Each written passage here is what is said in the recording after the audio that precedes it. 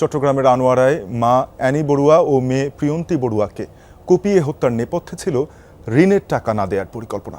Police জানিয়েছে, পাওনা টাকা না দেওয়া এবং ঋণের চুক্তিপত্র জোর করে ছিনিয়ে নিতে গিয়েই জোড়া খুনের ঘটনা ঘটান মামলার প্রধান আসামি তেজ বড়ুয়া ওরফে তেজু।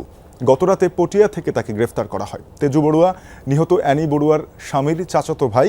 সকালে এ নিয়ে সংবাদ সম্মেলনে পুলিশ সুপার মাসুদ আলম জানান, সুজন বড়ুয়ার কাছ থেকে নির্দিষ্ট পরিমাণ লভ্যাংশ বা সুদে 1,70,000 টাকা ঋণ নিয়েছিলেন তেজ বড়ুয়া।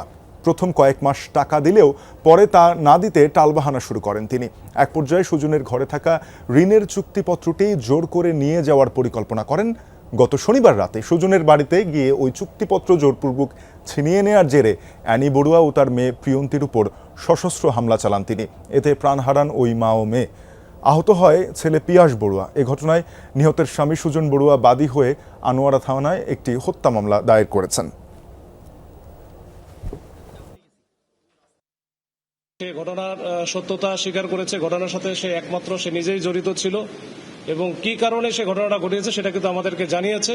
এবং সেখান থেকে প্রাথমিক জিজ্ঞাসাবাদে আমরা যেটা বুঝতে পেরেছি যে তার সাথে এই সুজন বড়ুয়ার সাথে টাকা পয়সার লেনদেন ছিল।